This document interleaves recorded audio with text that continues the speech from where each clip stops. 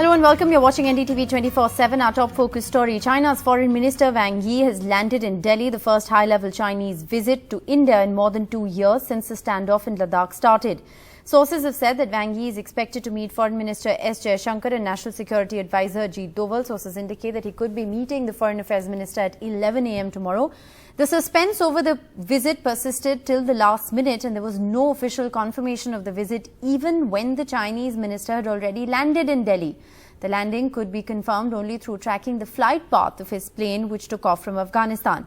Will there be a thaw in relations is the big question. Foreign Affairs Minister S. Jaishankar has said no one would have imagined the turn in India-China ties. Listen in.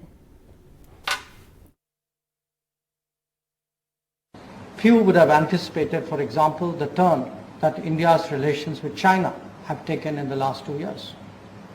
Any prudent policy, therefore, backs its posture with capabilities and deterrence. A big responsibility of Indian diplomacy, therefore, is to create the widest set of options for such contingencies. This could mean acquisition of defense capabilities and other supportive measures, or securing the understanding for our policies and actions from the international community. Where China was concerned, the diplomatic interactions that are going on in parallel to the military standoff since May 2020 illustrate that foreign and defense policies are really joined at the hip. The leveraging of a multipolar world has been particularly visible in terms of weapons and technologies needed by our defense forces. That a Rafale aircraft acquisition from France can take place at the same time as that of an MH-60R helicopter or a P-8 aircraft from the United States, the S-400 missile system from Russia, or the spice bombs from Israel, speak volumes of our nimbleness. This is as important a visit as any, the Chinese foreign minister in India under any circumstance. And yet, it's a visit entirely clouded in secrecy. Nobody wants to say anything, neither the Indian side nor the Chinese side. And I think given the fact that we have these extraordinary tensions on the border between India and China for the last couple of years, the huge expectation is, will there be some sort of a peace move, a peace initiative, bilaterally led, which could actually bring down tensions, which could result in something more substantive than that. But whether that is something which is going to actually take place or not, there is absolutely no word, no clarity whatsoever on that, and therefore we can only hope that that is the case, since that's the biggest issue between the two countries. That said, the remark at the OIC just a couple of days back by the Chinese foreign minister, something which New Delhi has opposed, spoken out against, it was a statement on Kashmir, that has, in a sense, perhaps queered the pitch a little bit. Nobody really knows what to expect of that. But be that as it may, the Chinese foreign minister now in India, he's flown in from Kabul. Tomorrow will no doubt be a big day in India-China relations, one way or the other.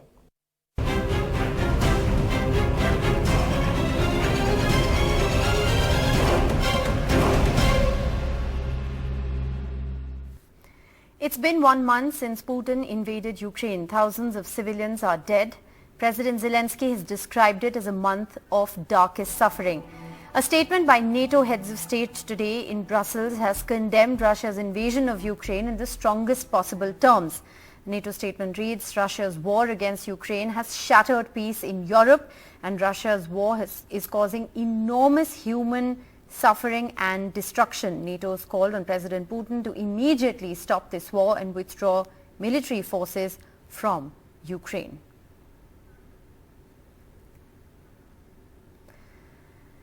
Meanwhile, at least 128 children have been killed in this 1-month-long war. Thousands of civilians have also been killed.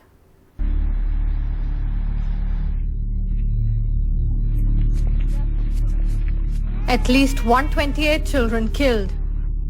Thousands of civilians buried in their own homes. Over 1 crore Ukrainians forced to flee for refuge.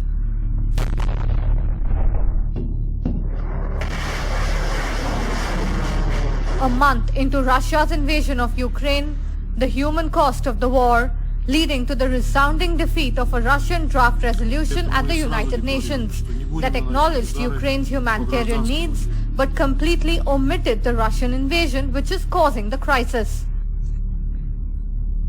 The draft resolution has... India was among the 13 members that abstained from voting, along with the United States, which says that Russia has committed war crimes, and the United Kingdom.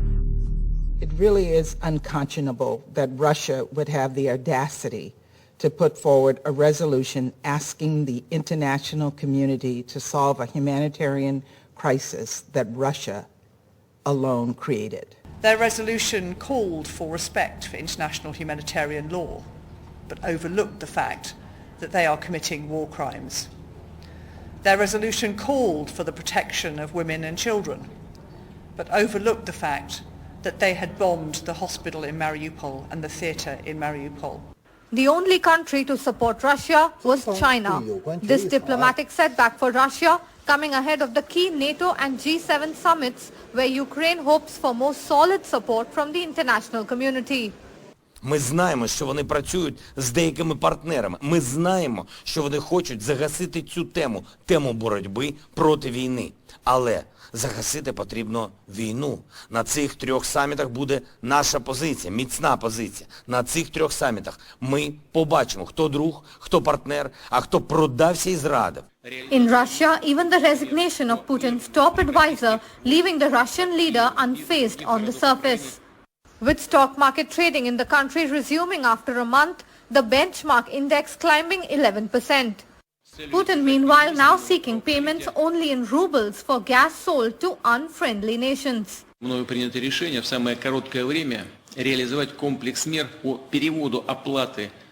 Начнем с этого, с нашего природного газа, переводу оплаты нашего природного газа, поставляемого в так называемые недружественные страны, за российские рубли.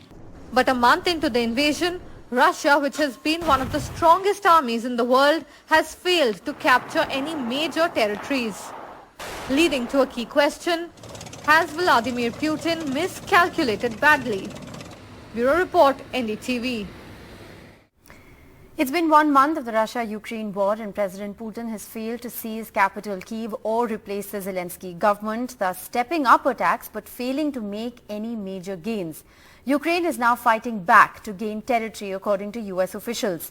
The war is unrelenting in areas like Mariupol where satellite images have shown more fires and more destruction.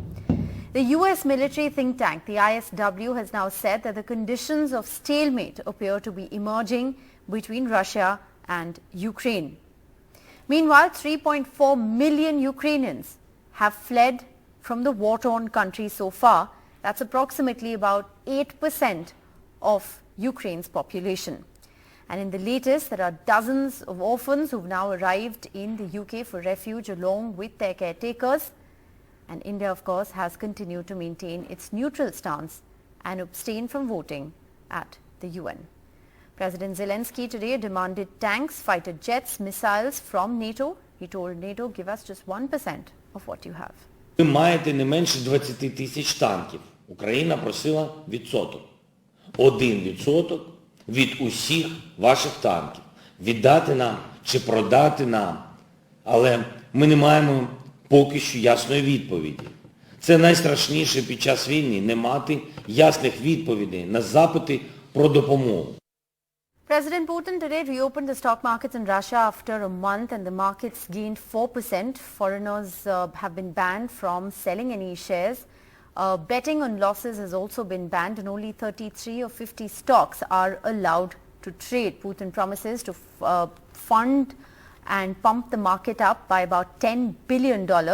Oil shares gained over 10% in partial Russian market opening and the market tumbled more than 33% on the day of the Russian invasion. Shifting focus, horrific details have emerged of the killing in West Bengal's Birbhum. Earlier this week, it turns out that 6 women and 2 children were first beaten and then burnt alive by a mob following the murder of a local TMC leader. As NDTV Saurabh Gupta reports from the site, the bodies of the victims have been burnt beyond recognition, facing huge criticism for the situation. Chief Minister Mamata Banerjee visited the area today and suspended the TMC bloc president.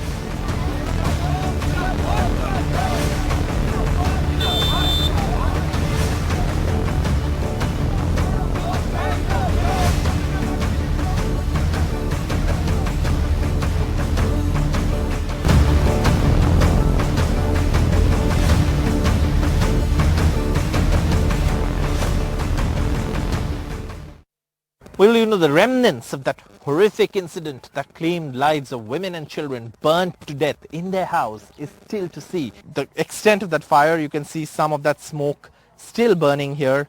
You know, the dry hay stack that also perhaps set on fire along with this house. As Chief Minister Mamata Banerjee arrived, eyewitnesses and victims named those behind the conspiracy, local Trinamool leaders. They saw their families being attacked in front of their eyes on Tuesday. 6 women and 2 children were burnt alive as a mob set fire to several homes in Boktui village. The victims were women who were locked inside their homes with their children as a mob gathered outside. The victims' relatives say they saw the mob go after the family members and attack them before setting their homes on fire. Anarul খুব খারাপ আমি কতবার আমার বেটাদেরকে মেরেছে এই ভাদুর লোকরা আমার বেটাদেরকে খালি 3টা বেটা তোমাদের মতন বেটা আছে আমার তা বেরিন চলেছে. Distraught residents like Mofiza Bibi say they've lost their families and their homes and they blame the murdered Trinamool Deputy Gram Pradhan, Bhadu Sheikh's brothers and a Trinamool Congress bloc president Anarul Hussain. The victims are also Trinamool supporters and thanked Mamata Banerjee for not protecting the accused. They add there was growing rivalry over the last few years and the murder was the fallout of political and business relationships gone sour. মিলে ঝুলে একটা ব্যবসা করতো, সেই ব্যবসার ভাগ সবাই খেত, তার জন্য মাস্তান ছিলেন আনারুল, তাদের পুলিশের মাস্তান ছিলেন আনারুল, মাস্তানকে দিয়ে কাজ করাতেন ভাদু ছিলেন সমস্ত জায়গার মাস্তান, আর ওই মাস্তানের ওখানে ওর ক্যাটাগরির মানুষ ছিলেন লালুন যা করতেন মাস্তান ফিল্ডে গিয়ে লালুন করতেন আর ইনি পুলিশ সেভ করতেন আর আনারুলকে দিয়ে পুলিশ সেভ করতেন। এদের সব থেকে বড় মাস্তান হচ্ছে আনারুল মাস্তানি করতেন। আর সব ভাদু মারা গেছেন, ওনার 3টে ভাই তাদের ছেলেরা সবাই মিলে জ্বালিয়েছে আর আমার মাদেরকে কুপিয়ে কুড়ুলে করে কুপিয়ে মেরেছে তারপর জ্বালায়েছে। Mamata Banerjee ordered the arrest of the accused. এবং আমি ভাবতে পারিনি এরকম নৃশংস ঘটনা ঘটতে পারে কখনো। আমরা আজকে আধুনিক যুগে যাচ্ছি, সারা বিশ্বে যুদ্ধ হচ্ছে আর এখানে অশান্তির আগুন শুধু কয়েকটা লোকের জন্য। আনারুল আমাদের ব্লক প্রেসিডেন্ট, বাট তাকে কমপ্লেন করেছিল ওরা, কিন্তু সময় মতো পুলিশ পাঠায়নি, ওকে অ্যারেস্ট করা হবে। মিথ্যা অভিযোগ হয়েছে। আমি তো হসপিটাল গেছি, এখান থেকে আমাদের উপপ্রধান মারা গেছে সেইটা খবর পেয়ে আমি হসপিটাল গেছি। তো হসপিটাল থেকে যাতে কোনো রকম গন্ডগোল না হয়, শান্তি বার্তা যাতে থাকে সেইভাবে আমি দিয়েছি। যারা আগুন লাগিয়ে ভাদু শেখকে মার্ডার করেছে দুষ্কৃতী যারা, তারাই আগুন লাগিয়েছে। Anarul Hussain has now been arrested by the Birbhum police. 20 other people have also been arrested. The Congress and the BJP also sent fact-finding teams. They say the Trinamool has been protecting goons and is squarely responsible for the violence. हम 355 की मांग की है, हम court में गए हैं, court monitor CBI की जांच हो, ये भी हमारा मांग है, लेकिन इसलिए कि दूध की दूध और पानी की पानी अलग हो जाए, लोगों को पता चले। नहीं तो बंगाल के मुख्यमंत्री आज पिकनिक करने आए थी।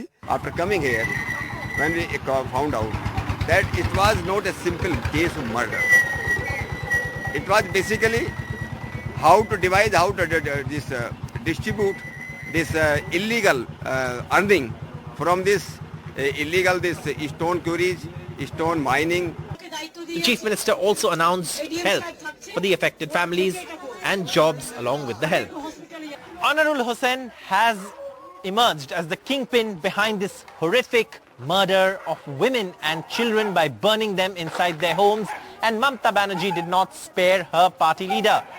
But more needs to be investigated as to how this entire conspiracy unfolded, who was responsible for burning people inside their homes here, and the police also have a lot of answering to do, including probing their own over failures of the police to prevent the incident. In Boktui village with camera person G.D. Shankar, Saurabh Gupta, NDTV. Yogi Adityanath is all set to take oath as the Chief Minister of Uttar Pradesh again tomorrow. He was formally elected as the leader of the legislature party at the meeting of the newly elected BJP MLAs in Lucknow today. Home Minister Amit Shah was also there, and there's been speculation over whether the BJP will repeat Keshav Prasad Maurya and Dinesh Sharma as Deputy Chief Ministers again. They've been seen on stage with the legislature party leaders, and if that were to be looked at as an indication, it could be that they are once again brought back into the top fold. भाइयों बहनों, उत्तर प्रदेश के इतिहास में ये पहली बार हुआ है कि कोई मुख्यमंत्री 5 वर्ष तक कार्य करे और फिर वह पार्टी द्वारा सत्ता में आ जाए। जो मुझ पर विश्वास किया है पार्टी ने 2017 में, तब तो मैं विधायक भी नहीं था, एक सामान्य सांसद था, मेरे पास कोई प्रशासनिक अनुभव नहीं था, मैं शासन के किसी भी दायित्व का तब तक निर्वहन नहीं किया था। On to the other big development of the day, accused in the riots, the Delhi riots, Umar Khalid was denied bail. The Delhi court denied Umar Khalid the bail. He's been in jail since September 2020. The court said that there have been some inconsistencies in witness statements, but findings have been given on cumulative reading of all witness statements. The court also said that while a particular act may appear innocuous, if it is a part of a chain of events constituting a conspiracy, all events must be read together. The court then said that the accused has not written overtly provocative or incriminatory messages, but was a part of a WhatsApp group that was created for specific objects. The court then said that Khalid has connectivity with many accused persons, and while he was not in Delhi at the time of the riots, in a conspiracy, he doesn't necessarily need to be present.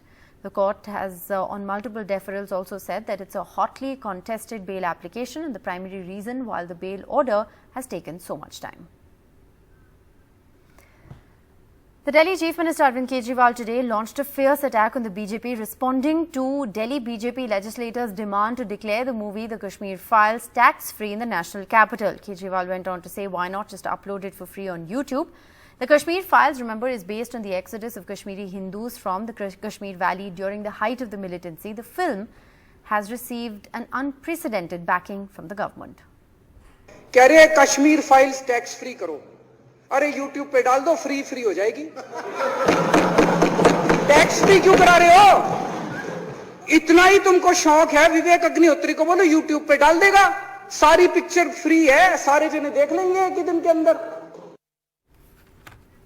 And India successfully test-fired the surface-to-surface supersonic BrahMos cruise missile in the Andaman and Nicobar Islands. The Navy regularly conducts test firing of the BrahMos, one of the world's most lethal cruise missiles.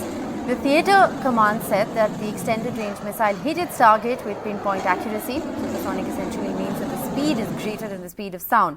BrahMos missile can be launched from submarines, surface warships, aircrafts or land.